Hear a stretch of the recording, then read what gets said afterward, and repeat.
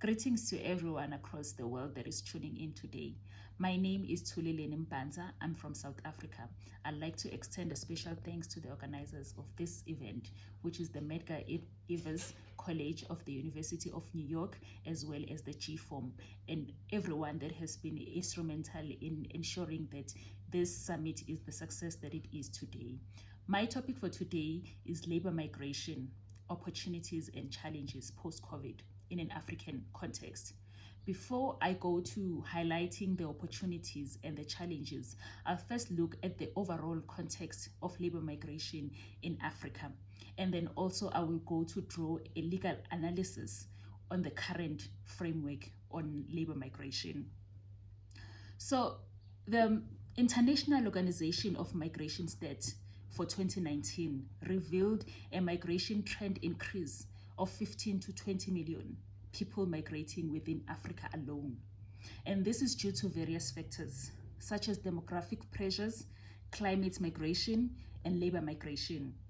At the 2015 Joint Program on Labor Migration Governance for Development and Integration Conference, the African Union, which I'm going to later refer to as the AU, and the International Labour Organization, which I'm going to refer to as the ILO, the International Organization for Migration, which is the IOM, and the United Nations Economic Commission for Africa, which is the UNECA, adopted the Joint Labour Migration Governance Program for Regional Integration and Development in Africa, which we will later refer to as the JLMP, which promotes the facilitation of free movement of workers in support of regional integration and development.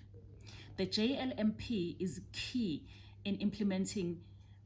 The JLMP is a key implementing instrument of the AU's Migration Policy Framework for Africa, which is the MPFA, and the Action Plan 2018 to 2030, with a priority project 2018-2021 to improve labor migration governance in line with the SDG 10.7 on safe, orderly, and regular migration as committed to in AU and regional economic committees, which is the REX framework.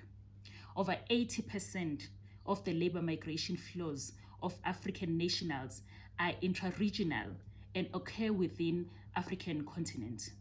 Migratory flows are widespread, with Egypt, Morocco, Somalia, Sudan, and Algeria reporting the highest numbers of nationals living abroad. South Africa receives the most immigrants on the continent, with 4 million international migrants found within its borders. Labor flows are characterized by low-skilled workers responding to demands in agriculture, fishing, construction, and the service industry.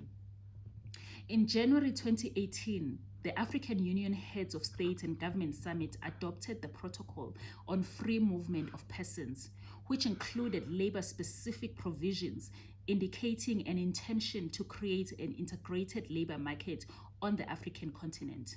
A 2018 study by the ILO and the Organization for Economic Cooperation and Development found that labor migrants positively impact economic growth in developing countries. Secondly, they found that immigrants generate additional employment for national workers, which contributes positively to employment rate and monthly wages. And it also found that migrant workers employed in the formal economy contribute significantly to government fiscal balance, as seen in the cases of Ghana and South Africa. So now I'm drawing a legal analysis of existing frameworks on labor migration. Though numerous agreements aimed at regulating migration flows have been signed between different countries to address issues such as smooth admission of workers, these are, however, not laws and have thus proved difficult to enforce. The ILO standards and labor migration include the Migration for Employment Convention of 1949 as revised, and the Migrant Workers Convention of 1975, which are legally binding upon states that have ratified them, as well as the Migration for Employment Recommendation of 1949 as revised, and the Migrant Workers Recommendation of 1975, which are merely recommendations for all ILO member states and are therefore not legally binding. Indicatively, among a host of others, some of the core provisions gradually incorporated in the Convention's corpus pertain to the state's obligation towards lawfully residing migrant workers to provide them equal treatment and non-discrimination as to their national counterparts in all matters related to their employment and loss thereof, social services, health and occupational safety, family reunification, and financial transactions and legal proceedings. Also to ensure their national penalization when seeking to lawfully exercise their rights. Thirdly, to facilitate their departure journey and reception, as well as provide relevant pre-arrival induction training and accessible and understandable information on their right. In contrast, conditional limitations are set based on state discretionary power to protect their interests regarding certain issues, such as the free choice of employment, while exclusionary provisions are inserted for certain categories of workers. Although the vast majority of stipulations refer to lawfully residing and employed migrants, states are not absolved from their responsibility to address and eliminate abusive working conditions for all migrant workers, including those in a status of irregularity, while being urged to recognize migrant workers' inalienable right to equality of treatment and legal recourse, irrespective of their status. Despite being several decades old, their contained provisions remain relevant today. Yet it is necessary assessment of legal labor migration frameworks in Africa 15 analysis of legal and policy frameworks in Africa for them to be open for a careful re-evaluation of their responsiveness and reflexivity within rapidly changing contemporary world conditions.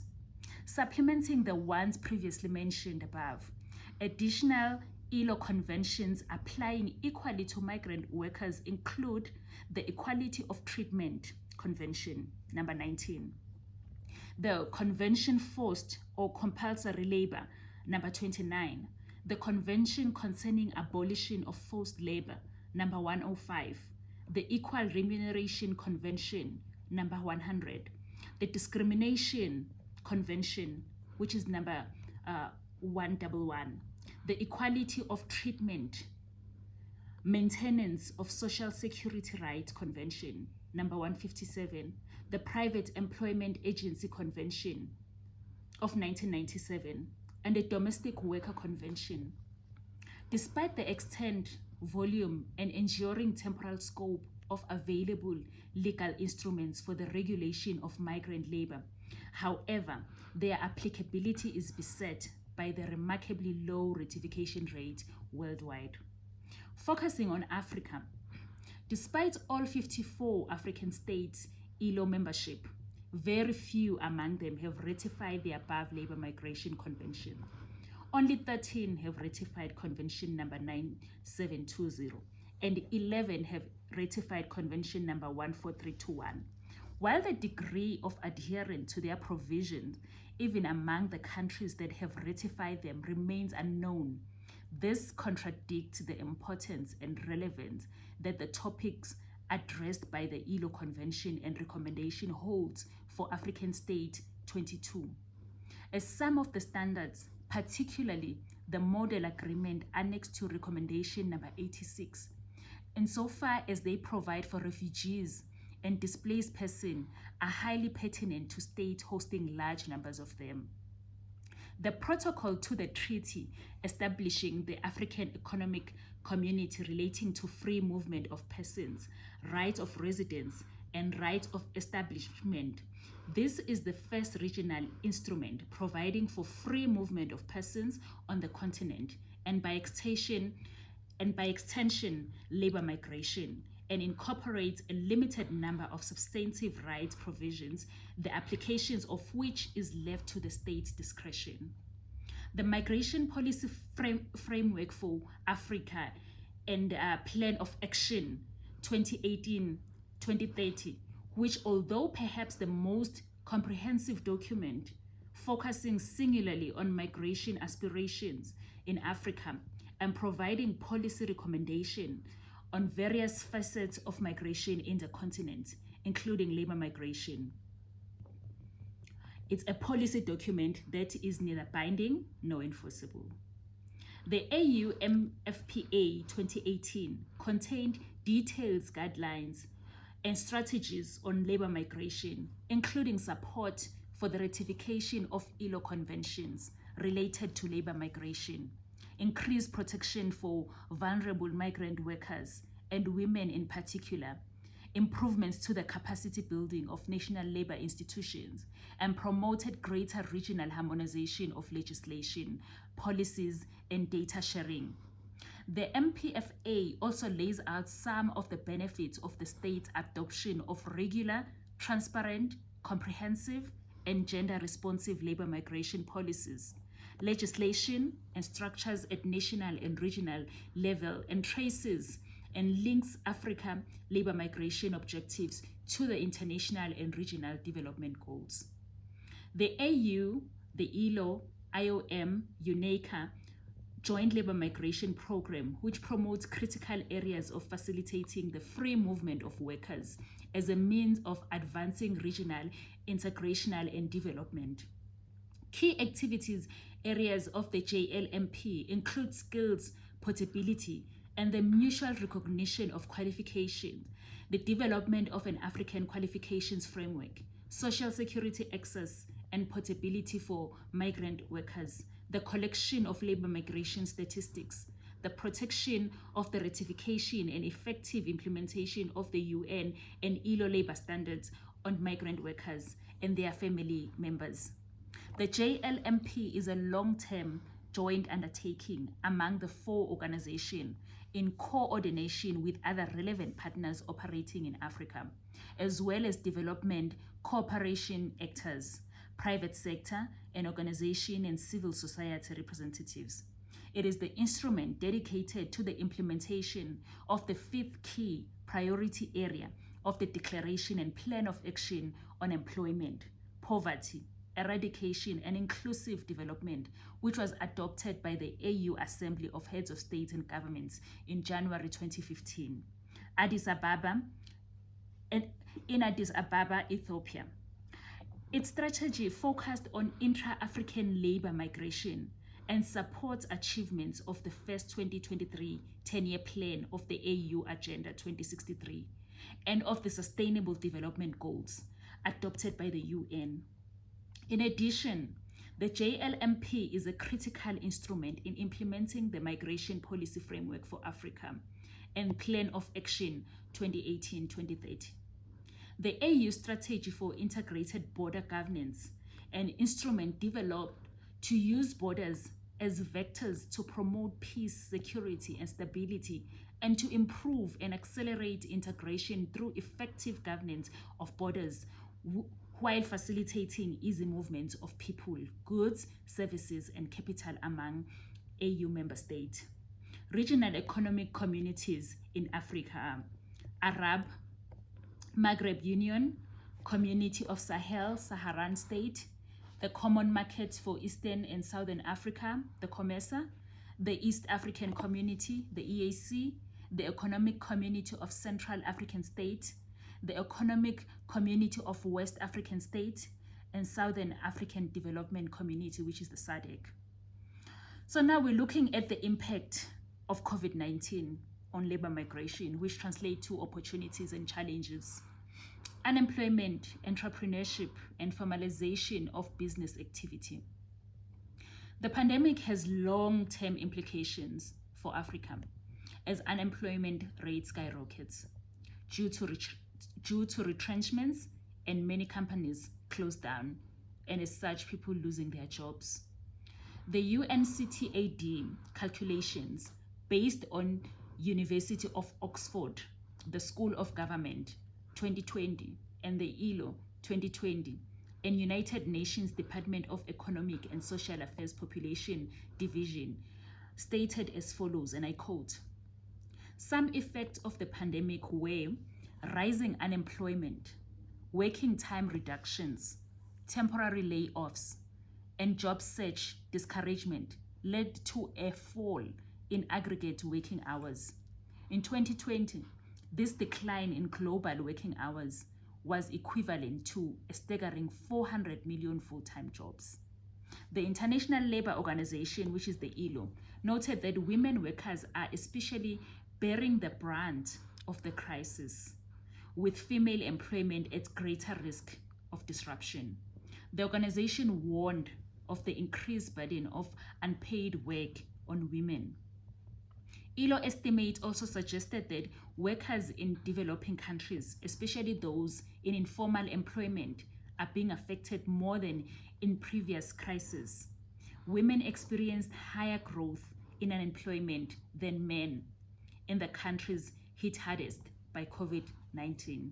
I close quote. What we can also look at as an opportunity, the entrepreneurship and secular migration within Africa. The temporary movements of a repetitive character, either formally or informally across borders, managed or regulated secular migration programs have emerged as a migration policy tool to mitigate the effect of brain drain and promote development in origin countries, though a steady flow of remittances return of skilled workers and support for enterprise development, e.g., supporting women working in informal sectors, cross-border entrepreneurs, buying and selling. Intra-Africa trade. African Continental Free Trade Area Agreement is one of the flagship projects of Agenda 2063. The Africa we want. It is a high ambition trade agreement, which with a comprehensive scope that includes critical areas of Africa's economy, such as digital trade and investment protection, among other areas. By eliminating barriers to trade in Africa, the objective of the AFCFTA is to significantly boost intra-Africa's trade, particularly trade in value-added production and trade across all sectors of Africa's economy. The AFCFTA builds on negotiations of the tripartite free trade area, composed of the Southern African Development Community, which is the SADC, the Common Markets for Eastern Southern Africa, which is the COMESA, and the East African Community. It aims to achieve the following general objectives. Number one, deepening economic integration in Africa in accordance with Agenda 2063. Number two, creating a continental customs union. Number three, liberalizing intra-African trade. Number four, resolving the challenges of overlapping memberships in regional economic communities, the RECs. Number five, enhancing competitiveness. Number six, contributing to the movement of capital and natural persons and facilitating investment. Number seven, promoting sustainable and inclusive socio-economic development, gender equality, and structural transformation. And number eight, promoting industrialization. The AFCFTA also seeks to build on the level of integration attained by the existing RECs, which are expected to contribute to its institutional structure. In the long run, the RECs trade functions are expected to be consolidated at the continental level. The agreement has 7 specific objectives, and these are as follows. Number one, eliminate tariffs and non-tariff barriers to trade in goods progressively. Number two, liberalize trade in services progressively. Number three, cooperate on investment, intellectual property, right, and competition policy. Number four, cooperate on all trade-related areas.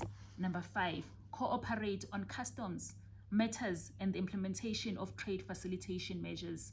Number six, establish a mechanism for the settlement of disputes concerning members' rights and obligations. And number seven, establish and maintain an institutional framework for the implementation and administration of the AFCFTA. Something to note as well on remittances is that it contributes to growth in digital financial services across Africa, giving access to banking services to participants of enterprise activities, even in the most remote places in Africa. Challenges: professionalization and growth of SMEs, border or migration reforms and systems that fight corruption, ease of doing business and travel across Africa, lack of competition of flight services to reduce cost of travel across Africa. Implementation of the AfCFTA will be a big task. Challenges of finding a balance between supporting foreign migrant workers while prioritizing native unemployed workers within the country. For example, the South African National Labour Migration Policy 2021, the South Africa's various national policy frameworks and international and regional commitments provide guidance as to the priorities that should be pursued in terms of welcoming migrant workers to its labor market. These priorities can be summarized as follows: attracting and retaining skills to the country to meet temporary shortages and long-term needs for the economy, imposing quotas to limit the number of foreigners with a view to protect employment opportunities for South African workers, prioritizing certain sectors in urgent need of critical skills through the establishment of credible skills special planning mechanism, improving conditions for all migrant workers and their families in terms of human rights and fundamental rights at work, as well as fighting xenophobia and any forms of inhuman treatment of migrant workers, improving the conditions of social protection for migrant workers in South Africa and upon return in their country of origin, creating legal labor migration pathways through strong buy and multilateral partnerships with the SADC member state and beyond. Another opportunity often overlooked: intra-trade of creative industries, increasing economic growth in the sector and significant job creation potential, important import and export of cultural products and services, musicians, artists, dancers, touring across Africa and the world, filmmakers, cast and crew, or content creators collaborating across the continent for content creation to be viewed by millions on streaming platforms. The UNCTAD definition of a creative sector, and I quote, is the creative industries which include advertising, architecture, arts and crafts, design, fashion, film, video, photography, music, performing art, publishing, research and development software, computer games, electronic publishing, and TV or radio are the lifeblood of the creative economy. They are also considered an important source of commercial and cultural value. The creative economy is the sum of all the parts of the creative industry, including trade, labor, and production. Today, the creative industries are among the most dynamic sectors in the world economy, providing new opportunities for developing countries to leapfrog into the emerging high growth areas of the world economy. One also of the challenges, the lack of support during COVID-19 and overall infrastructure development or skills development, difficulty or unequal treatment between different work sectors. It is the categorization of workers according to skilled, unskilled, and critical or not as such tend to justify the codification of unequal policies. The gig economy, temporary contractual jobs with little to no clear labor migration legislation and policies. Opportunity on remote work. Cynthia Samuel, who's an Assistant Director General and Regional Director for Africa for International Labour Organization, told the NEDLAC panel that the shift wasn't entirely negative for employers and that those who embrace the change would be able to expand their hiring processes rather than limit them. She said, Businesses now have the flexibility to find workers who best fit their business interest. They have begun to change their hiring criteria to include new groups of workers who had not been previously considered, including those who live far from their workplaces. This has expanded the scope for businesses to further access the skills that they want. Charlotte Woods, the policy analyst at Migration Policy Institute, and Megan Benton, director, international program at Migration Policy Institute, said the following: remote work is not a new phenomenon, but the COVID-19 pandemic accelerated the pace at which employers have remote and hybrid working schemes. Increasingly, workers expect more flexible remote work policies supported by the many months spent successfully carrying out their jobs in the periods of lockdown, and adoption of technology that makes remote collaboration more seamless. But the widespread adoption of remote work has brought many headaches, especially as relate to working in different countries, since immigration policies were not designed for an era of remote work. Excuse me. There are significant opportunities for digital startups led by youth to be a value contributor to the African economy. Africa has the youngest population in Africa and has the potential to be the human resource capital for the world, e.g. startups in Zimbabwe, digital PR services for American and European companies, virtual assistant companies recruiting African youth are also now widely becoming the norm. Many people are finding employment online and working from home. Should labor migration be restricted to being a physical term only? Must we begin to think of labor migration in a new way? A person's skills may be migrating online while he or she still lives in their country of origin. But the challenge will be the labor laws that protect against exploitation, protect digital IP and copyright and management this new way of recruitment. Lack of internet access, expensive data, charges for more skilled workers to maximize on online remote work, lack of skills, training, and digital resources. Another opportunity which we can look at is the digitalization of labor and migration. Building soft power through digital marketing and systems that will support human capital retention and attract skilled human resource. The perception of a place influences investment and skills attraction to that place. Utilizing digital marketing tools to attract marketing and connect job seekers with work across Africa. Intentionally crafted and managed digital presence and narratives of African nations and their industries is needed now more than ever. The same way international companies and organizations attract African workers, e.g. to the UK for health industry jobs, hospitality, industry cruise ships for creatives. Build labor migration management systems that are based on strategic approach founded on the set of national priorities and on regional and international commitments of African countries aimed at promoting a right-based, gender-sensitive frameworks for the protection of migrant workers. The South African National Labour Migration Policy 2021 indicated that there should be a sustainable and credible skills planning mechanism from which to address these varied needs within the different timeframes. Second, the implementation measures should be efficient and flexible.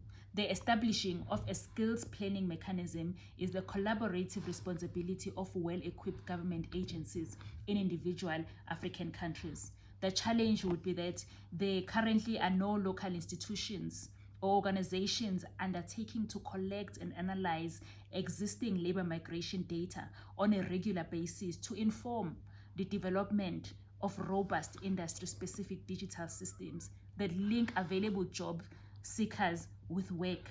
Many platforms are on social media, and informal, not centralized. There is a lack of organized skills planning in most African countries. ILO's reports that migrant workers are unaware, and I quote, of sources for seeking information in general, let alone where to find relevant information online, even when it is readily available. Migrant workers trust family, friends, and recruitment agencies much more than online resources, even when there is no way of verifying the information provided. When migrant workers use online sources to search for jobs, they use Facebook. So Facebook is the most used platform, slightly ahead of job portals.